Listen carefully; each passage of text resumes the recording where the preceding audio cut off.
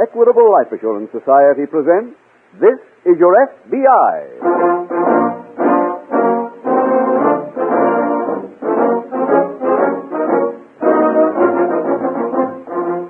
This is Your F.B.I., the official broadcast from the files of the Federal Bureau of Investigation. Presented transcribed as a public service by the Equitable Life Assurance Society of the United States and the Equitable Society's representative in your community.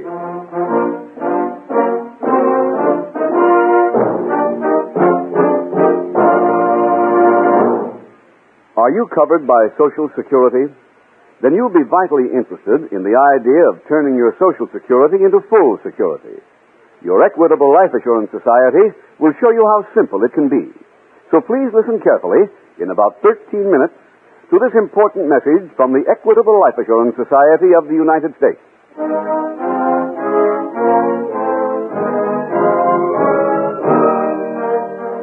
Tonight, the subject of our FBI file, bank theft. Its title, The Unhappy Embezzler.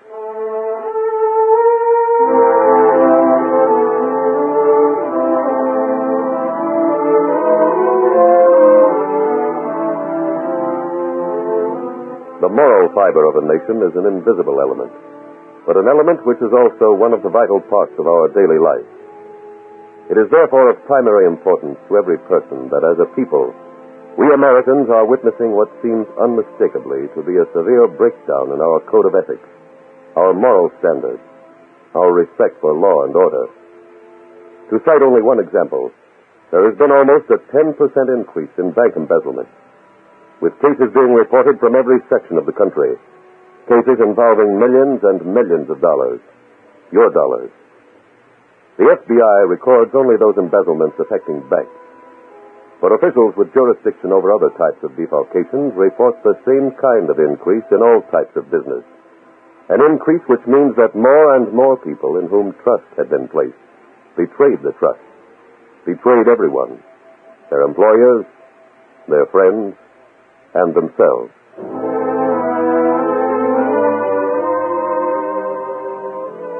Tonight's FBI file opens in a large Midwestern city.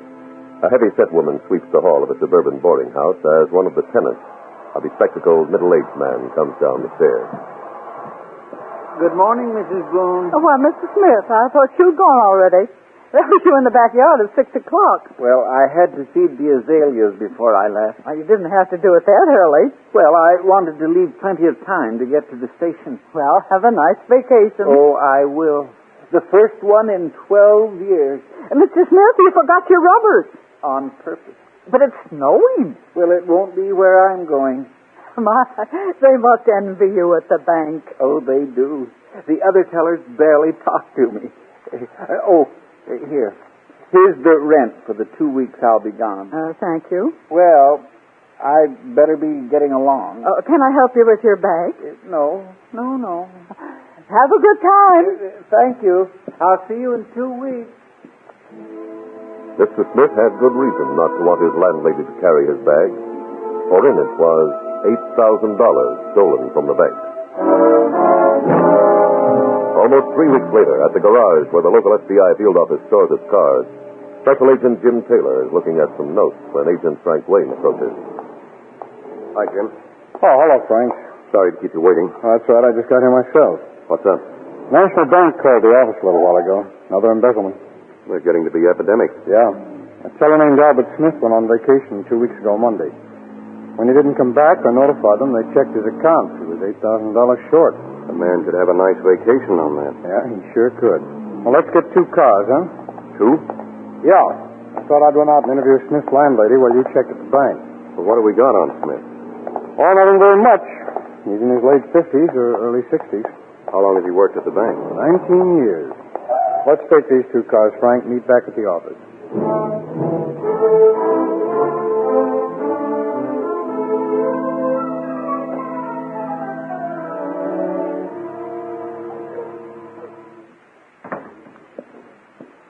Pardon me, ma'am. Where can I find Mrs. Boone? Mrs. Boone. Oh, I'm Special Agent Taylor of the FBI. Here are my credentials. Oh, I'm sorry. We don't have an open room in the place. Albert Smith lives here, doesn't he? I knew it. I just knew something happened to the poor man. Oh, why? He said he'd be back in 2 weeks. And if there's anything Mr. Smith was careful about, it was time. Time and flowers. Flowers? Well, he used to nurse those azalea bushes in the backyard like they were babies. Oh, I see. Well, have you heard from him since he left? No. What happened to him? Well, there's been some trouble at the bank, ma'am. Tell me, have you been in his room? Of course. I clean it every day. Well, I'd like to take a look at it, if I may. It won't do you any good. There isn't a stitch of clothes or a smidgen of paper in the whole room. Would you mind if I have a look anyway? Well, not at all. His rent's run out. This way. Thank you. What does Mr. Smith look like? Well, I guess you'd say average height, not what you really call fat or thin. Mm-hmm. What color hair? Grayish, kind of, and he wears glasses. Was he particularly friendly with any of your other tenants? Well, I guess I'm the only one in the place he ever spoke more than 10 words to. Did you ever hear anything about Mr. Smith gambling or drinking? Oh, no. Well, did he mention where he was going on this vacation? Only that it was someplace warm. I see. Well, thank you, Mrs. Boone. Well, I've got my work to finish. Do you mind if I just leave the key in the door? No, that'll be fine, Mrs. Boone. I'll return it to you on my way out.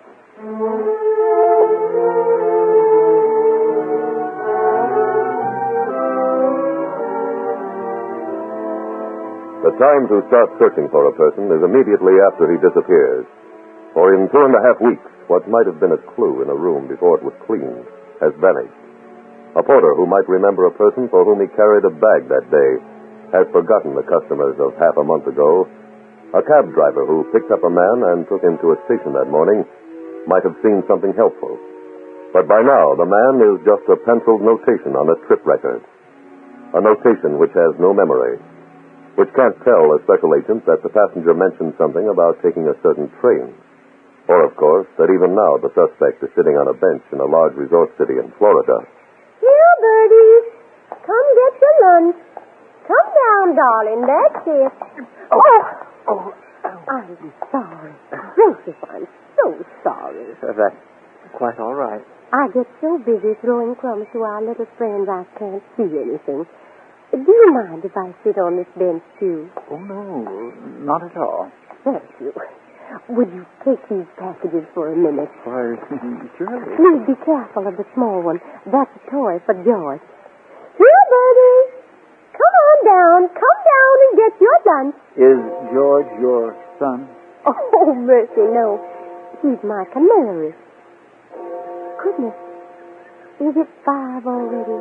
No, it rang 4 o'clock. Actually, the right time is 2 minutes after. I was afraid I missed my bus. I'm always doing that. Vernon says my name ought to be Miss Bus instead of Miss Marshall. Is Vernon another canary? Vernon? Oh, no. He's my brother. Oh. Yes, he travels for a medicine company. That's why I have George. He keeps me company while Vernon's away. Well, that's nice. Goodness, I've only been sitting here a few minutes and we are just chattering away like old friends. Well, that's right, we are. And we don't even know each other's names. You're Miss Marshall. Now, who told you that? You? I didn't. Miss Bus instead of Miss Marshall. Of course. My name is Smith. Albert Smith. Well, I'm very glad to know you. Do you live in Gulf City? No, I'm just here on a little vacation. Oh. I read so much about the Crenshaw Hotel, I decided I just had to see it. But, well, I don't like it. It's too busy. And wherever you go, people are drinking and there's loud music. It's not restful. Well, that's too bad. If I had any place else to go, I'd leave there today. Really? Oh, yes, ma'am. Well, in that case... What? I was thinking of a place for you. But, well, if you can afford the Crenshaw, you wouldn't like this. Where is it? In my house. I rent a spare room, and the boarder I had moved away last week. Miss Marshall, would you consider me? You don't even know where I live. You said you were taking a bus, so it can't be far. Isn't that clever of you? I live in Oceanville. Well, that's not very far. Mr. Smith, did you really mean it about renting a room? Of course. When does your bus leave? Oh, around 5 o'clock, either 10:02 or 10 after. I never remember. Well, either way, it leaves plenty of time for me. I'll get my things at the hotel and go with you.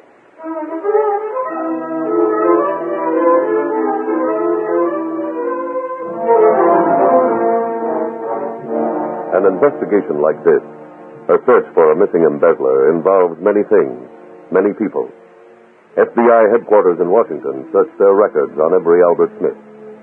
A snapshot of Smith was found. A snapshot taken on a summer picnic. Now, armed with a picture and at least a partial description, your FBI broadcast an alarm. An alarm that went to every resort city in the country. George, are you hungry again? Oh, you're teasing me. That's not nice. That's not nice at all. Clara, Oh, yes, Albert. can you come out to the yard a minute? Of course. I want to show you something. What is it? Look at your azaleas. Albert, they're just too perfect. Oh, my, you've done wonders to this garden. In 1 week, you've got the place looking like those pictures in the magazines. Thank you. It's been the most wonderful week I ever had in my life. And, well, I want to thank you. Thank me. Why, only yesterday I was teaching George to chirp your name and thinking how lucky I was to find such a boarder. Why, that's Vernon. Vernon! Oh, Clara, you old bedlam. Oh, gracious. Still, I haven't had a chance to introduce you. Albert, this is my brother Vernon. Well, how do? How do you do? Albert's last name is Smith. He's our new boy. Well, fine. Tell me, has Clara made you any buttermilk pancakes? Oh, yes, every morning. Say, you're in real good. Vernon, what a thing to say. Well, if you'll pardon me, I think I'll go to my room. Okay, yeah, sure. I'll see you later, Mr. Smith. Albert, don't take a nap. Dinner'll be ready soon. All right, Clara. Oh, boy. Hey, who's the new boarder? I met him last week in Gulf City. Oh, where? On a bench in the park. Why, Clara, you picked him up. Now, don't go saying things like that. Well, it's true. It is now. I stepped on his foot by accident, and we started talking, and, well, the next thing I knew, he was on the bus. Oh, sure.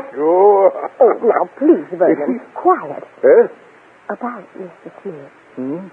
Well, he doesn't know I know, but he's in trouble. Oh? How do you know?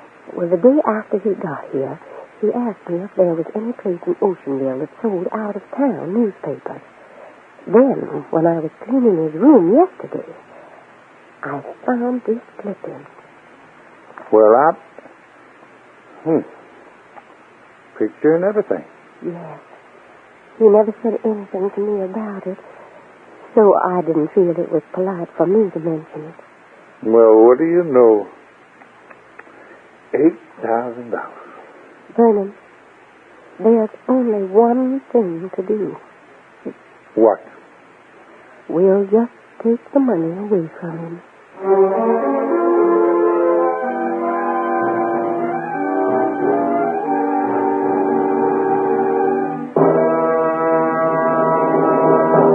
In just a few moments, we'll return you to tonight's case from the official files of the FBI.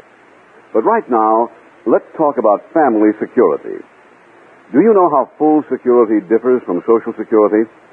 To help give you the answer, we have as our guests tonight Mr. and Mrs. Irvin Hoffman. Good evening. Good evening. Good evening.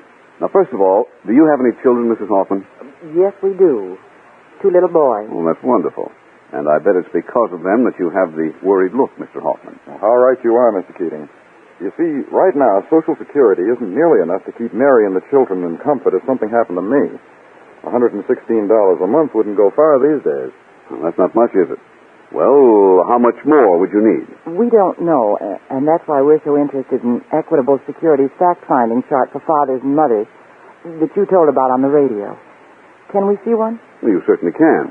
This fact-finding chart for fathers and mothers, published by the Equitable Society, is specially designed to make it easy for you to figure out how much more your family would need to turn Social Security into full security.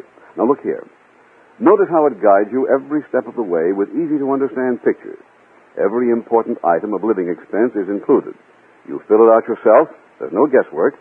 You get a figure that's accurate and trustworthy. Irv, we really need a chart like this. We certainly do, Mr. Keating. Where can I buy one? Well, you can't. It's yours free. And after you've filled it in, your Equitable Society representative will be glad to show you how to turn your Social Security into full security. Does that cost much? You'd be surprised how little it may cost. Everybody with Social Security has a good head start toward full security, and almost everybody has some insurance. So that all you may need is a small amount of additional insurance to give you that full security everybody longs for. So why not get in touch with your Equitable Society representative soon? He'll be glad to give you a free copy of the Equitable Society's fact-finding chart for fathers and mothers. That's EQUITABLE. The Equitable Life Assurance Society of the United States.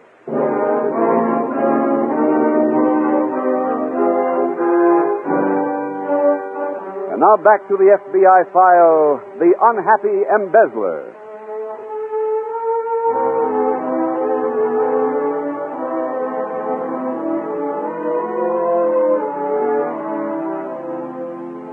Tonight we are hearing of a heretofore respectable elderly man suddenly committing a crime, wrecking by one thoughtless act his years of useful work.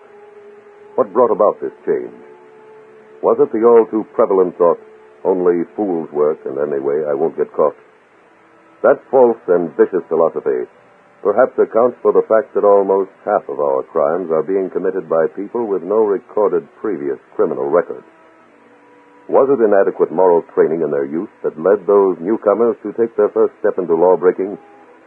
Whatever it is that nurtures each year's fresh crop of criminals, your F.B.I. says with deep conviction, parents who instill in their children old-fashioned moral standards bequeath them a lifelong legacy for decent, law-abiding living.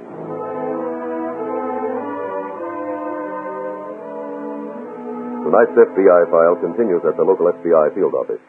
Jim, I checked the wire room. Nothing in on Smith yet. Well, this may be some help to us. This envelope just arrived from Mrs. Bourne. Smith's landlady? Yeah, that's right. Says she just got this card from Smith.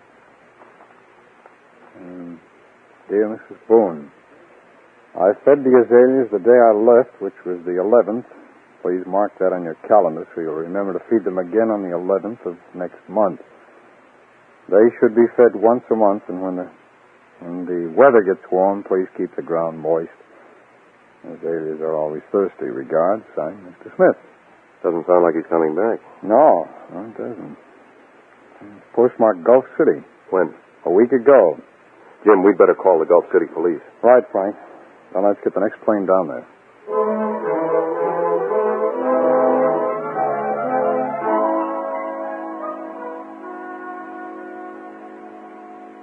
Good morning. Oh, gracious, Vernon, you scared me. Well, where's the starboarder? Out for a walk. A chance for you to be a good landlady and clean this room again. Oh, Vernon, I feel so sneaky going through his things. Besides, I've already done it. Hmm? You find anything? Not a penny. Hello? Oh, we're in the kitchen, Albert. Oh, it's a beautiful day, Clara. And I... Oh. Good morning, Vernon. Morning. Sit down. Maybe then Clara will serve me. Oh, mercy, honey, I haven't brought you anything, have I? Here's some coffee to start with. Thanks. Clara, I came home by way of the boardwalk. Now, Albert, don't you go looking at any other girls. Vernon. Oh, I wasn't doing that. Of course not. There's a new bingo parlor, Clara. It opened today. Really? I just love bingo. Would you like to go? Oh, yes. But, of course, I hate to leave Vernon here alone. Oh. Oh, Albert, don't look so serious. I don't want to go. You mind if I do? No, sis, you two lovebirds run along. I'll stay home and talk to George.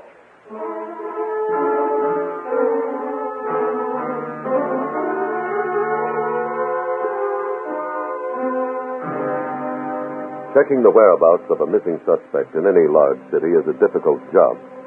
But in a place like Gulf City, a resort where there are almost as many hotels as private homes, it becomes a matter of dogged research, of walking street after street, of examining page after page of one register, then another, until you either run out of hotels or come to the right one. Smith was seen here and checked out a week ago, Frank. Any forwarding address? No, and he paid his bill by cash. Well, we've narrowed his lead. We're only a week behind now. Yeah. Oh, did you get anything around the lobby? The girl at the newsstand thought she remembered him, but she wasn't sure. Oh. Nobody else recognized the pictures. Smith was paying $30 a day for his room, so you might have been right about it being too rich for his blood. Well, there are still some hotels we haven't been to. Well, let's hit the ones in the lower brackets, huh? Okay. Frank, wait a minute, will you? Yes? Smith's landlady said he was crazy about flowers. Well, they've got a big botanical garden here. Can you handle those cheap hotels alone? Sure, Jim. Okay, I'll visit the gardens then. See you at police headquarters.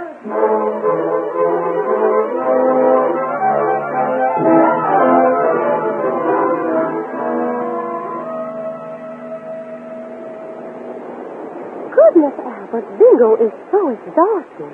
Isn't it? I wonder what time it's getting to be. Well, it's 4:36. Oh, I'd better get home and put dinner on. Can't we just sit here a minute and listen to the waves? There's something I have to talk to you about. Oh. First, let me say how much I appreciate all you've done. Oh, stop that nonsense. It's true. You've been so nice to me. Too nice to deceive anymore. Whatever are you talking about?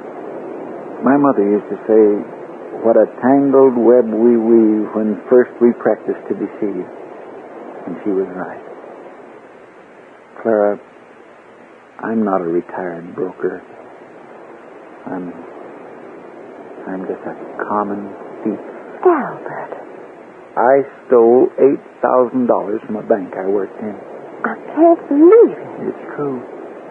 Well, Albert, if you took money from the bank, well, there must have been a good reason. No, there wasn't. I can't even tell you why I did it. I handled money for 19 years and never took a penny that wasn't mine. Then suddenly, one day, I just reached into the cash drawer and stole $8,000. We're all human, Albert. But it doesn't make sense. I steal all that money and I can't enjoy it. It's a millstone. Then when you said you were having fun living at my house, that was a lie, too? Oh, no. Well, you are enjoying some of it. Most of what I sent was my own. I've only used a few $100s of the bank's money. Well, then you're not in any trouble. Why not? But the bank will be glad to take what's left and forget the whole thing. Where is the money, Albert? It's buried in your backyard under the white azaleas in the corner. Oh. We'd better be getting home.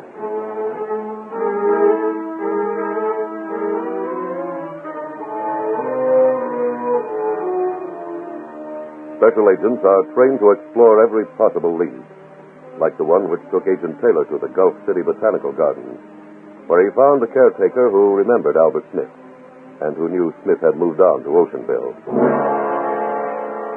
But in that city, no one at any of the transportation terminals recognized Smith's picture. He wasn't registered at any hotel. He hadn't visited any garden supply store. Then Agent Taylor saw a sign in a window, a sign reading, "Starts tonight, flower show, Oceanville Arena." Quite a few people here, Frank. But no Mr. Smith. Well, he might show up yet. What time do flower shows close? Wait a minute, I think it tells on the ticket. Yeah, 11 o'clock. Half an hour to go. Mm-hmm. I wonder whatever happened to tulips and daffodils and the flowers they had when I was a kid. Hmm? Look at the signs on these things. Anemone japonica, Chinese plumbago. People must spend half the year growing these and the other half thinking up a name. Frank, wait. We're missing a bet. All these flowers are entries. Come on, let's get to the officials' booth.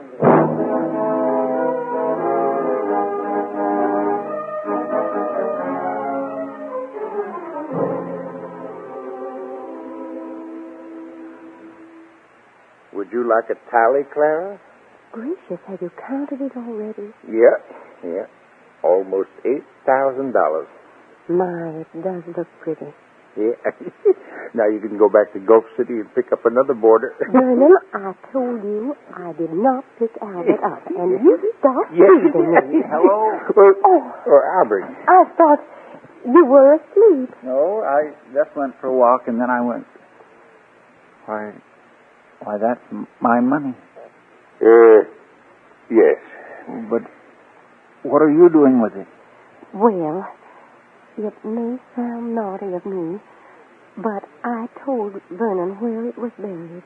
Oh, you shouldn't have done that, Clara. Now, please, put it back in the bag, and I'll take it up to my room. It'll be safer with me. But it's mine. It was. Huh? Your room rent's $20 a month. You're just paying 400 months in advance. Now, see here, Vernon, I want that money. No, you don't. Oh, my arm. Now, Vernon, no violence. No violence, please. Just a minute. Oh, whoever you are, thank you for saving me. Albert, are these men friends of yours? Well, that all depends on how you look at it, ma'am.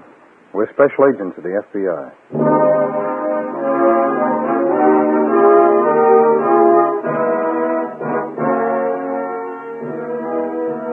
Albert Smith was tried and convicted for violating the Federal Reserve Act and sentenced to a federal prison. Clara and Vernon Marshall were also convicted for their part in the crime. Special Agents Taylor and Wayne arrived at the home of Clara and Vernon Marshall because of their trip to the flower show. Because Agent Taylor thought of checking the names of those entering Albert Smith's favorite, the azalea. Because in that group was one entry card bearing his name and his address. And so another case from the files of the Federal Bureau of Investigation was closed. Closed with 3 more people learning that the philosophy of getting away with it is false.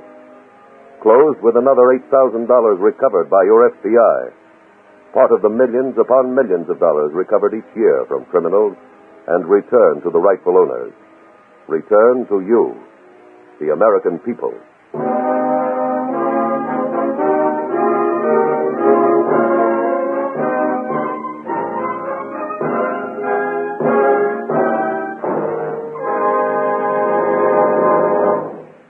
Now, just 2 things to remember about the Equitable fact-finding chart for fathers and mothers. First, it shows you exactly what monthly income your family would require if the breadwinner should die unexpectedly. Second, this pictorial chart doesn't cost you 1 cent. Ask your Equitable Society representative for a free copy, or send a postcard care of this station to the Equitable Life Assurance Society of the United States.